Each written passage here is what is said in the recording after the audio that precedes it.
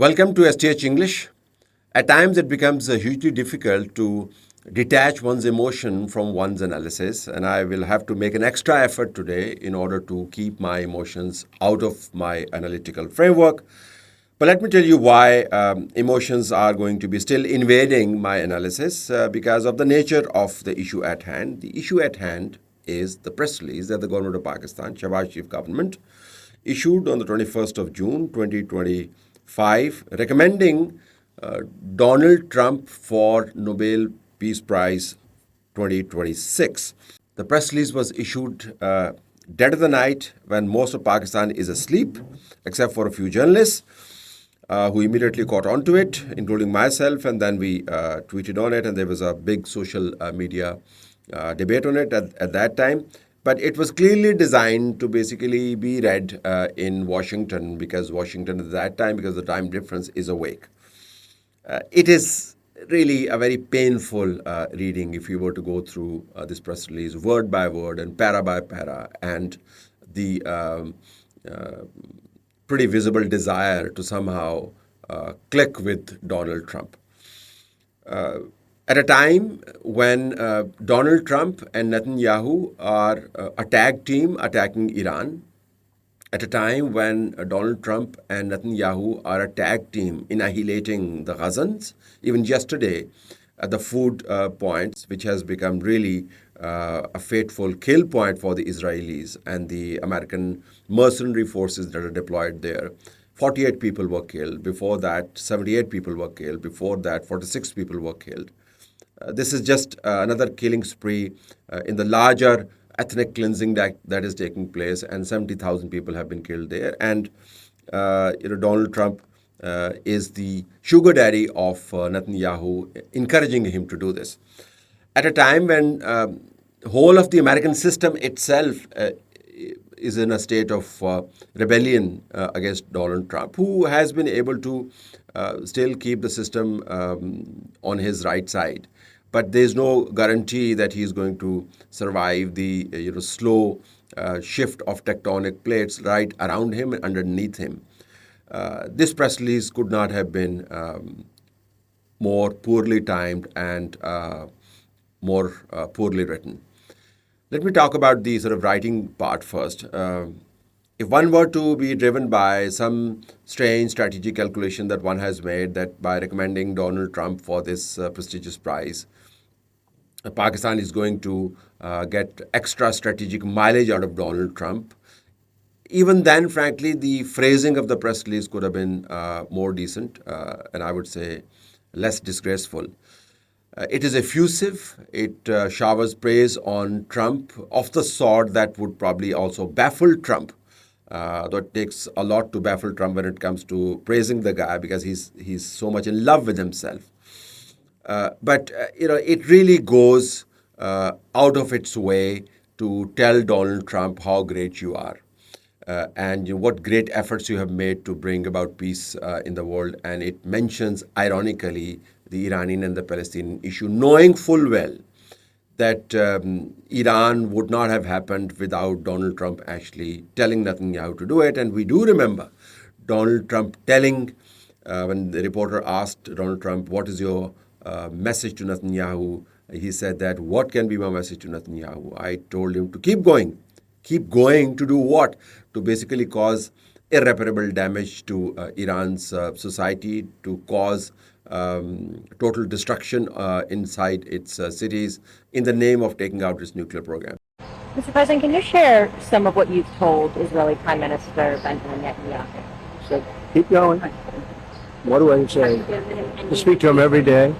He's a good man, doing a lot. Been very unfairly treated by his country, I think. Very unfairly treated. And when it comes to Gaza, Netanyahu has nothing but praise of the sort that is written into the press release as well. Ironically, the same press release that tells us that Donald Trump has played a very vital part in stabilizing the situation between India and Pakistan. We expect him to play the same role in Gaza as well. Netanyahu is all praise for Donald Trump, saying that, it was your backing that has allowed us to achieve our goals in Gaza. And what are those goals? As I spoke to you earlier, and told you earlier as well that there is nothing but death and destruction that is taking place inside Gaza. President Trump and I are working in full cooperation and coordination between us. We have a common strategy, and we can't always share the details of this strategy with the public, including when the gates of hell will be opened, as they surely will if all our hostages are not released until the last one of them.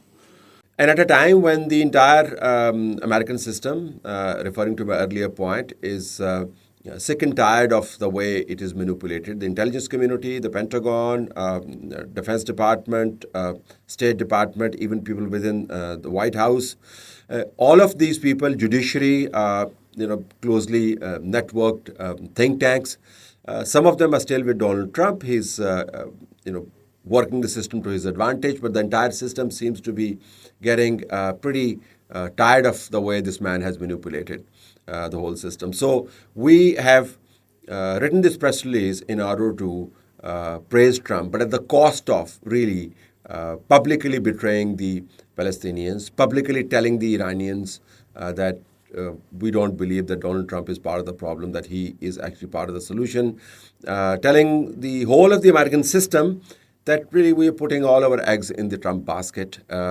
And what did we tell the Chinese that's even more intriguing? If there's one president that deserves to be recommended for Nobel Peace Prize, it is not the American president, the Chinese president. President Xi has been a vocal supporter of dialogue. President Xi has been a vocal and declared proponent of peace. Not a single international crisis can be cited where Chinese and the Chinese president has spoken the language of war.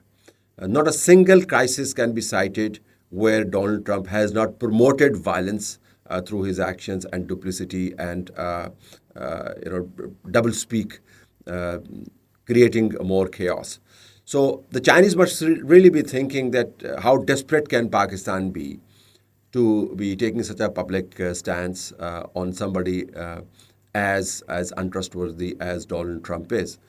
If you read the press release, it becomes clear that we are so enamored and charmed by Donald Trump's so-called ceasefire efforts that he brought about allegedly between India and Pakistan. And I'll tell you why I use allegedly to qualify this statement. Allegedly also because of Pakistan's own stance. Because we say that India came to the negotiating table not because Donald Trump asked India to do it, but because we gave India bloody nose. If it wasn't for our counterpunch to India, Donald Trump and J.D. Vance and others dealing with us would have not taken us seriously and told India to do what they are telling Netanyahu to do, just to keep going. It was just that India couldn't keep going because of our response that the ceasefire became effective. Donald Trump then tried to steal our thunder and tried to build a fiction and a false narrative of his own grand diplomacy to create peace between India and Pakistan. That really was an afterthought. So if it wasn't for our own response, this is our standard stance, by the way. I'm not giving you my own analysis. This is what we actually believed till midnight last night when we issued the press release, that it was our response that forced everybody else to sit on the negotiating table and the world to realize that this can really go horribly wrong. So Donald Trump's alleged role in actually effectively creating a ceasefire environment is hogwash. It is not reality.